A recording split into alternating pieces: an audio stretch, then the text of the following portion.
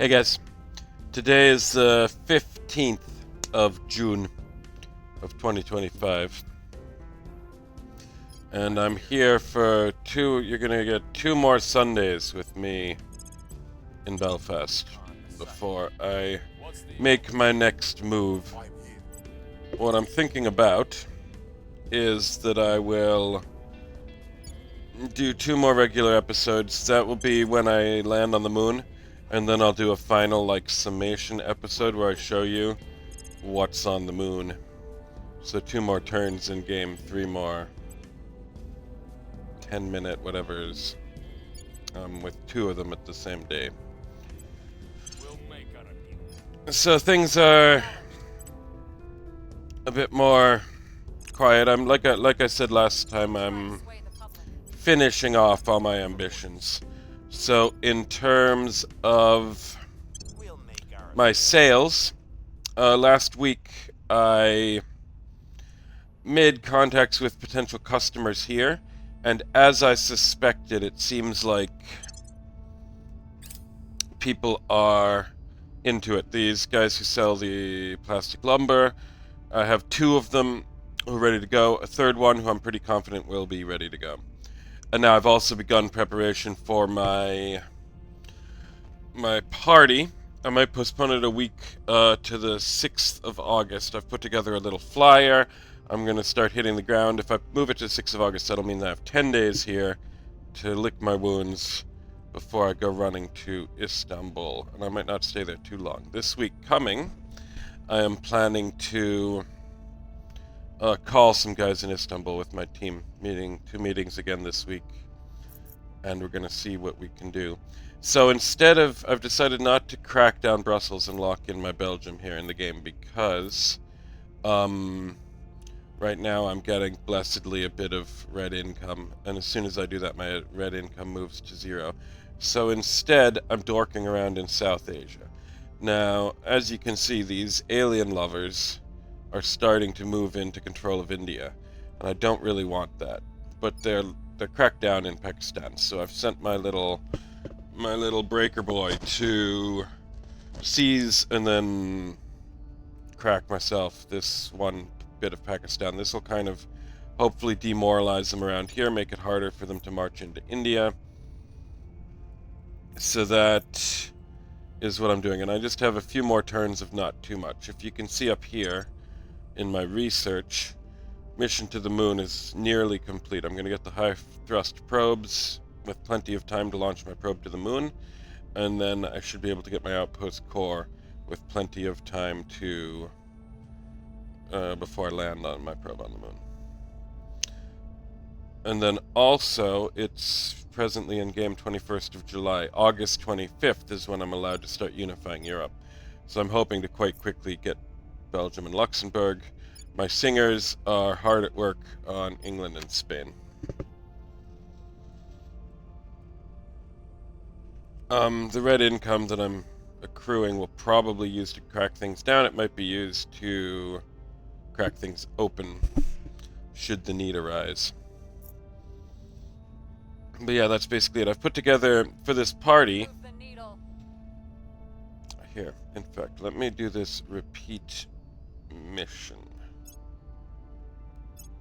I'm going to repeat mission on all these singers for the next few turns. It'll make my life a bit easier. This is, once the game gets into more of a mid-game, you do a lot of this repeat mission business. Because people do the same things again and again. So all three of my singers are singing at least next turn.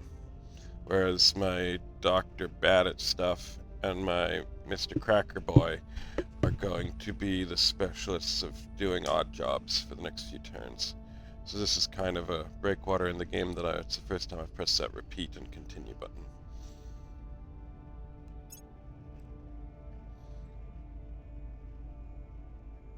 The aliens have a few more ships coming to Earth, but they're started to really worry now about the asteroid, the gas giant ring of planets.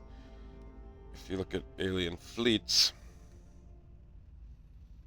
they're on their way to like Saturn, Neptune and Uranus, something like that. And they're not too far from one of them. They have 3 more landing on Earth. One of them doesn't, the last one to come doesn't crash land, he starts orbiting the Earth. And you're supposed to eventually shoot him down. But that might not be these 3. They might send another later, or it might be one of these. I'm taking, everything's quieted down, so I'm taking the opportunity to explore some alien crash sites.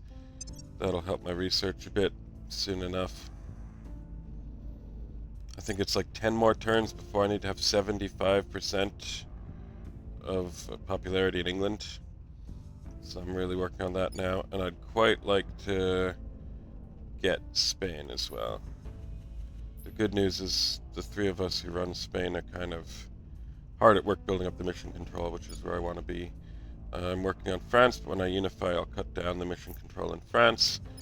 Belgium should be in a strong position to finish up its 3. So the way mission control works in the game, I don't think I've told you about yet, is it's based on your population and your economy. You have a certain amount of mission control a country's allowed to have. So someone like Belgium has 3 office buildings allowed in Brussels. Amsterdam has 5 in their core territory, 1 of their colonies. So Belgium, I'll absolutely be able to get the 3, and it's more effective to build mission control in smaller economies. You get more mission control per not necessarily development point, but per control point, basically. There's my high thrust probes. I'm now happy to go to the moon. I'm going to quickly grab this social science lab. It's going to be pretty important for, basically after I get the moon, I'm going to colonize Earth's orbit. And what you're kind of supposed to do is first start with Earth's orbit, then go to the moon. But the way I'm doing it is far more efficient. So get the moon first, then double back here, kind of get a dominant position in Earth's orbit. It'll give me a lot of bonuses for my countries, but more so my little guys. All these satellites, like I start the game with 1. Now every power has 1. And they provide a lot of buffs, but they take a lot of either boost or moon mine stuff. So like all these space resources, I get them on the moon, and then I need them to upkeep the satellites. So I'll be throwing water and fissiles, means like nitrogen, from the moon to Earth's orbit, and that'll make it far more efficient because the moon has no gravity. It's better to send it from there than to send it from Earth, which takes loads of gravity.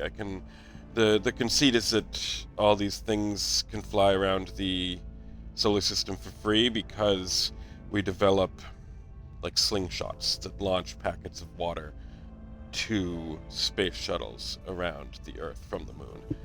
And in fact, there's tech for that makes the process far more efficient. We found something. So yeah, just talking to you a bit about the game. I'll talk to you probably, like I said, more about the game when I'm done here in Belfast. I might dedicate an entire 10-minute episode as a summation of some kind. Okay, so I've started to cause trouble for these ones. I'm going to immediately abandon this nation.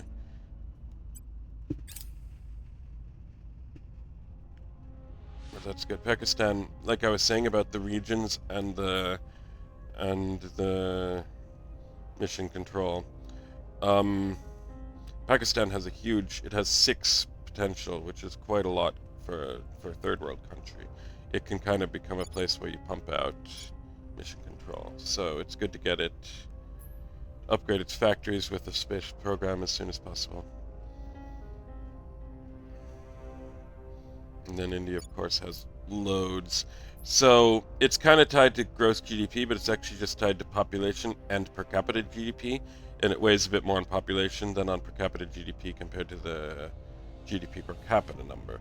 So it's linked to that, but not purely tied. And a poor populated place kind of does a better job with mission control, a tiny bit better than somewhere like Iceland that has few people and loads of money. Iceland only has 1. Amsterdam being the one that has few people and loads of money and still gets 6. Alright, that timing all is working out perfectly. I will see you guys next week.